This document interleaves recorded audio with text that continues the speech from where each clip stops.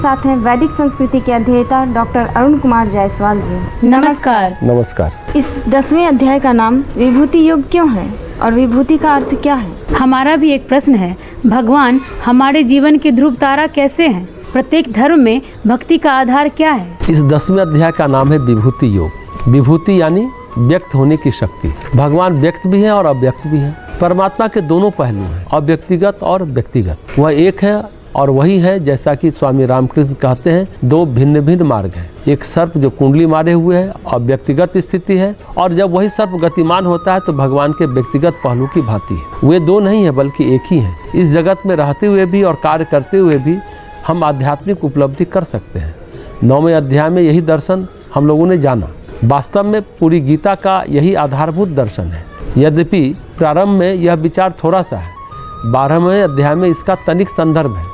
भावातीत इंद्रिय स्तर से परे अव्यक्त मार्ग का उल्लेख भी है, लेकिन मुख्य बल व्यक्त जगत के माध्यम से भगवत प्राप्ति की ओर है। भगवान हमारे जीवन का ध्रुव तारा है। वह जगत में व्यक्त होता है, हम कभी भी उससे दूर नहीं हैं। यदि हम साफ साफ स्पष्टता से देख सकें तो यहाँ पर हम उसे प्रत्येक वस्तु में देख सकते हैं। विश्व की उच्चतम कविताओं में, साहित्य में यह विचार बार बार व्यक्त हुआ है। प्रकृति को लेकर रची जाने वाली शुद्धतम कविताओं में हम ये बात पाते हैं। एक अंग्रेजी के कवि हैं विलियम वर्ड्सवर्थ। उनकी कविता है टिन टर्न अवे। उसका हिंदी अनुवाद है प्रकृति को निहारना। अविचारशील युवा की भांति नहीं हो सकता, अपितु बहुधा मानवता का करुण संगीत सुनते हुए न कठोर न उग्र बल्कि स्थिर। यद्यपि संस्कारित करने व झुकाने को सर्वथा पर्याप्त शक्तिमान, और मैंने एक उपस्थिति का अनुभव किया है जो मुझे ऊंचे विचारों के आनंद से आप्लावित करती है। किसी एक वस्तु का विनम्र भाव जो बहुत अधिक गहराई से जुड़ी हुई है। उसका निवास डूबते हुए सूरज का प्रकाश है, गोल समुद्र तथा जीवित पवन तथा नीला आकाश, और मनुष्य के मन में गति और एक भाव जो अंतः प्रेरित करता है। सभी विचारशील प्राणियों को, सभी विचारणीय वस्तुओं को और सभी वस्तुओं में गतिमान। इसलिए मैं अभी तक हरे मैदानों, वनों और पर्वतों का प्रेमी हूँ, और उन सब का जो हम हरी पृथ्वी पर देखते हैं। आँख और कान का एक समस्त विहंगम जगत, इसे दोनों मिलकर के अर्थ सृजित करते हैं और देखने पर इसे जानकर सुखी होते हैं। प्रकृति में इंद्रियों की भाषा में, जो कि मेरे शुद्धतम विचारों का लंगर है, जो परिचायक है, मार्गदर्शक है, मेरे हृदय का संरक्षक और मेरे समस्त नैतिक अस्तित्व का जीवात्मा है। तो प्रकृति की इस कविता में यह अद्भुत विचार कि जिस प्रकार की दृष्टि मिलती है, विलियम वर्ड्सवर्थ एक ऐसी स्थिति के बारे में कहते हैं जिसमें हमें शरीर में सुला दिया जाता है और हम एक जीवित जीवात्मा बन जाते हैं। जब स्वामी विवेकानंद कलकत्ता में एक विद्यार्थी थे, उस समय उनके अंग्रेजी के एक प्रोफेसर थे, प्रोफेसर हेस्टी। उन्हें वर्ड्सवर्थ पढ़ा रहे थे। वहाँ वर्ड्सवर्थ के दिए विवरण में समाधि के अनुभव को समझाया और उन्होंने कहा यह मन की उच्चतम स्थिति है, इसे बहुत कम लोग प्राप्त कर सकते हैं। मैं केवल ऐसे एक ही व्यक्ति को जानता हूँ जिसने इसे प्राप्त किया है, वह है दक्षिणेश्वर के रामकृष्ण परमहंस। तो प्रोफेसर हेस्टी ने विवेकानंद को रामकृष्ण का पता दिया था। यह एक ऐसा संदर्भ है जिसे विवेकानंद ने, जो उस समय नरेंद्र के नाम से जाने जाते थे, पहली बार रामकृष्ण के बारे में सुना। तो प्रत्येक धर्म में भक्ति का यही आधार है। ईसाई भक्ति, हिंदू भक्ति, सूफी भक्ति, बौद्ध भक्ति, इस्लाम भक्ति, इन सब में हमें गहन एवं दिव्य अनुभव की शिक्षा मिलती है। यह संभावना ही मानव जीवन को अर्थ प्रदान करती है। अध्याय 10 में हमें व्यक्त जगत का विवरण मिलता है कि भगवान अनेक बन गए। वह कैसे अनेक बने? अपनी योग शक्ति के द्वारा। उनके पास अद्भुत शक्ति है। यद्यपि है वह एक, परंतु अनेक हो सकते हैं। भगवान की विभूतियों का योग, विभूति का मतलब है व्यक्त होने की शक्ति। मतलब भगवान कहाँ कहाँ अनुभव होते हैं। जैसे बिजली तार में अनुभव नहीं होती है, लेकिन बल्ब में, हीटर में, कूलर में अनुभव होती है। वैसे ही विभूति का मतलब है वहाँ जहाँ पर भगवान को साफ सुथरे ढंग से अनुभव किया जा सके। भगवान की विभूति को अनुभव नहीं किए तो पता नहीं चलेगा भगवान का। साफ सुथरे ढंग से अनुभव किया जा सके, हम उसे देख सके, छू सके, महसूस कर सके, वह है भगवान की विभूति। भगवान की अभिव्यक्तियों की अनेक शक्तियाँ हैं, और यहीं से भगवान श्री कृष्ण के स्वयं वक्तव्य से यह अध्याय प्रारंभ होता है। कभी कभी अध्याय अर्जुन के प्रश्न से प्रारंभ होता है, लेकिन इस अध्याय में भगवान श्री कृष्ण स्वयं अपना संवाद जारी रखते हैं, और यहाँ भगवान श्री कृष्ण स्वयं अध्याय का प्रारंभ करते हैं। श्रीमद् भगवद गीता के 10वें अध्याय का पहला श्लोक। श्री भगवान उवाच भूय एव महाबाहो शृणु मे परमं वचः यत्तेऽहं प्रीयमाणाय वक्ष्यामि हितकाम्यया। श्री भगवान बोले, हे महाबाहो, फिर भी मेरे परम रहस्य और प्रभाव युक्त वचन को सुन, जिसे मैं तुझ अतिशय प्रेम रखने वाले के लिए हित की इच्छा से कहूँगा। हमारी एक जिज्ञासा है कि क्या इस विभूति योग में भगवान अपना रहस्य खोल रहे हैं? हमारी भी एक जिज्ञासा है कि भगवान को पहचानने के लिए किस प्रकार की दृष्टि की आवश्यकता है। बिना अनुभूति के भगवान को समझना मुश्किल क्यों है? तो भगवान इस पहले श्लोक में कहते हैं कि मेरे सर्वोच्च वचनों को सुन, जिससे तुम्हारा कल्याण चाहते हुए तुमको बताऊंगा, क्योंकि तुम मुझे सुनकर प्रसन्न होते हो। भगवान कहते हैं मुझे सुनो। फिर से एक शब्द जिसका गहन अर्थ होता है, जिसे कहते हैं परमम वचः, मेरे सर्वोच्च वचनों को सुनो। इसके बहुत गंभीर अर्थ हैं।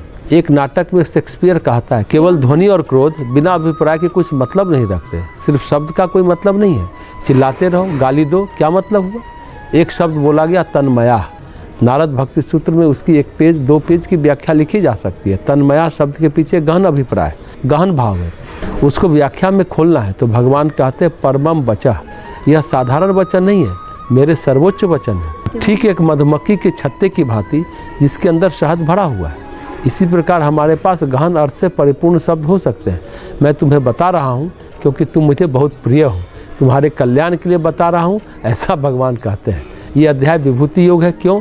क्योंकि आप जो है आसानी से, जब तक आपके पास अंतर्दृष्टि नहीं है, सूक्ष्म दृष्टि नहीं है, जब तक आपके पास गहन अनुभव नहीं अध्यात्म के, तब तक आप भगवान को नहीं पहचान सकते। एक सामान्य चेतना वाला व्यक्ति भगवान को कहाँ पहचान पाता है? सामान्य चेतना वाला व्यक्ति भगवान को किस रूप में पहचाने, कैसे पहचाने? भगवान की कहाँ कहाँ शक्ति है, किस किस रूप में है, कहाँ कहाँ पर वे छल करने वालों में है, वहाँ से बचो। छल हो जाएगा, वहाँ तमोगुण है तो भगवान भांति भांति रूपों में है। किस रूप में स्वीकारना है, किस रूप में अस्वीकारना है, किस रूप में पूजा करनी है, देखो, जानो। मेरी विभूतियों को जान लो तो तुम ये मान कर चलो, जहाँ पर सत्य है, श्री है, विभूति है, वहाँ पर टिको। जहाँ पर मैं दूसरे रूपों में हूँ, वहाँ से बचो। भगवान इस अध्याय के विभूति योग में कहते हैं मैं छल करने वाले में जुआ हूँ, जुआ के पास खड़े रहोगे तो छल हो जाएगा तुम्हारा, तो बचो, क्योंकि वहाँ मेरा स्वरूप छल करने के लिए तत्पर है। अगर तुम चाहते हो कि तुम्हारे साथ छल होता रहे तो जुआ खेलते रहो। तो भगवान कहते हैं मैं तुम्हारा परम हितैषी हूँ, इसलिए बात बोल रहा हूँ कि मुझे पहचानो। विभूति मतलब अभिव्यक्ति की शक्ति। जिस व्यक्ति के अंदर जितनी अभिव्यक्ति की शक्ति होगी वह उतना ही विभूतिवान होगा। जो आदमी विचार को अभिव्यक्ति दे सकता है, भाव को अभिव्यक्ति दे सकता है, शब्दों को अभिव्यक्ति दे सकता है, सभी कवि नहीं बन सकता। जो शब्दों को अभिव्यक्ति देता है वह कवि, वह लेखक। अभिव्यक्ति की मात्रा जितनी बढ़ती जाएगी, विभूति उतनी बढ़ती जाएगी। श्रीमद् भगवद गीता के 10वें अध्याय का 2 श्लोक। न मे विदुः सुरगणाः प्रभवं न महर्षयः अहमादिर्हि देवानां महर्षीणां च सर्वशः। मेरी उत्पत्ति को अर्थात लीला से प्रकट होने को ना देवता लोग जानते हैं और ना महर्षि जन ही जानते हैं, क्योंकि मैं सब प्रकार से देवताओं का और महर्षियों का भी आदि कारण हूँ। भगवान की उत्पत्ति और लीला को देवता और ऋषिगण भी नहीं समझ पाते हैं, तो भगवान को कौन जान पाता है? मेरा भी एक प्रश्न है कि जिसका भी ईश्वर में मन लीन होता है, वह लीन मन क्यों नहीं बता पाता कि भगवान कैसे हैं? न तो देवता न ही ऋषिगण मेरा उद्गम जानते हैं, क्योंकि हर प्रकार से देवताओं और ऋषियों का स्रोत हूँ। भगवान कहते हैं न मैं विदुः, मुझे जानता कोई नहीं है, क्योंकि मनुष्य जो है उसके ऊपर देवगण है और देवताओं के ऊपर ऋषिगण है। मतलब जितना मनुष्यों का ज्ञान है उससे ज़्यादा ज्ञान है देवताओं को, और जितना ज्ञान देवताओं को है उससे ज़्यादा ज्ञान ऋषियों को है। तो भगवान कहते हैं मुझे नहीं जानते देवता और ऋषि। क्यों नहीं जानते हैं? क्योंकि भगवान सबका स्रोत है। मनुष्य, देवता और ऋषि कहाँ से पैदा हुए? सब भगवान से पैदा हुए।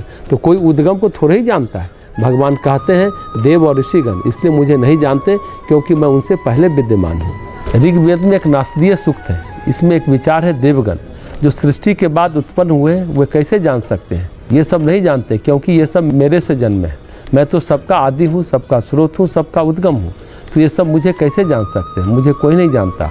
इसलिए गोस्वामी तुलसीदास जी की एक चौपाई है, जो जानही जो देहि जनाई, जाना तुम्हें हो जाई। वही जानता है भगवान जिसे आप जना दें, आप बता दें कि आप कौन हैं, वह जान जाता है और आपसे एकाकार हो जाता है, फिर अलग नहीं रहता, फिर वो अलग नहीं है। स्वामी रामकृष्ण एक कहावत कहते हैं, नमक का पुतला समुद्र नापने गया कि समुद्र कितना गहरा है। पुतला काहे का है? नमक का। और नापने गया है नमकीन समुद्र, घुसा समुद्र में। वह लौट के बता सकता है कि समुद्र कितना गहरा है? घुल जाएगा उसमें, बताने कौन आएगा? तो जो ईश्वर में लीन होता है जब ईश्वर में लीन होती है आत्मा, तो कोई लौटकर नहीं बताएगा कि कहाँ गए, कैसा हुआ। लौटना नहीं होता उसका, खड़ा होकर बताएगा बाहर कि समुद्र कैसा है। लौट पाएगा कि समुद्र कितना गहरा है। नमक का पुतला तो घुल जाएगा पानी में, एकाकार हो जाएगा। फिर कौन आएगा बताने कि समुद्र कितना गहरा है, कितना मीठा है, कितना नमकीन है, कितना बड़ा है। तो जो भगवान के भक्त हैं, जो लीन हो गए, तो वापस संसार में नहीं आ पाते बताने के लिए कि भगवान की अनुभूति कैसी है, भगवान कैसा है, भगवान देखने में कैसा है, वो बताने नहीं आएगा, नमक की पुतले की तरह। श्रीमद् भगवद गीता के 10वें अध्याय का 3रा श्लोक। यो माम जमनादिं च वेत्ति लोकमहेश्वरम् असम्मूढ़ समर्थ्येषु सर्वपापः प्रमुच्यते। जो मुझको अजन्मा अर्थात वास्तव में जन्म रहित अनादि और लोकों का महान ईश्वर तत्व से जानता है, वह मनुष्यों में ज्ञानवान पुरुष संपूर्ण पापों से मुक्त हो जाता है। कौन सा ज्ञान वाला पुरुष समस्त पापों से मुक्त हो जाता है? मेरा भी एक प्रश्न है कि भगवान अनादि लोकों के महेश्वर कैसे हैं? वह जो अजन्मा अनादि ब्रह्मांड के स्वामी के रूप में जानता है, मरणशीलों में ऐसा व्यक्ति मोहित नहीं होता और सभी पापों से मुक्त हो जाता है। सबसे बड़ी बात है, आज सभी भगवान का नाम लेते हैं, भगवान की चर्चा करते हैं, भगवान को जानते हैं, एहसास नहीं करते कि भगवान है। लेकिन हमारी दुनिया हमारे एहसासों पर टिकी हुई है। वो हम वही क्रिया प्रतिक्रिया करते हैं, वही सोचते हैं, वही भावनाओं में उभरता है जो हम एहसास करते हैं। हमारा एहसास शत्रु वाला है तो हम विचलित रहते हैं, परेशान रहते हैं। हमारा एहसास मित्र का है तो हम खुश रहते हैं। तो मूल बात है कि भगवान की हम चर्चा करते हैं, भगवान का एहसास करते हैं। किस तरह से एहसास करें?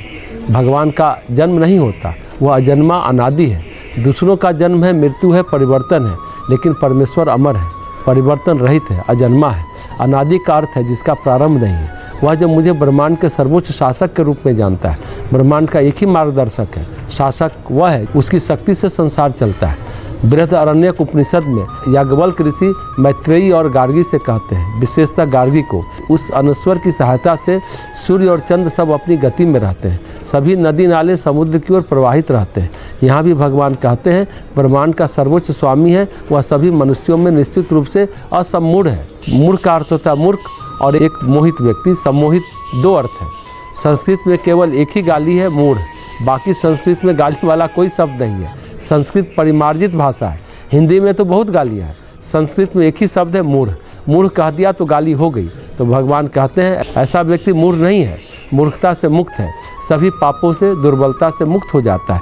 जो इस गहन तत्व को जान लिया है, इसका मतलब ये है कि जब भगवान आपको जानते हैं तो अनादि लोगों का महेश्वर, तो फिर क्या होता है? आपका मन लीन होता है उसमें। बात यह है, जो 24 घंटे आप सोचते हैं वही रहेगा आपके मन में। मन की लीनता बढ़ती जाती है, मन लीन हो जाता है। ऐसा आप हर समय सोचते रहते हैं, जिसके बारे में जैसा सोचेंगे वैसे ही आपकी लीनता बढ़ती जाएगी।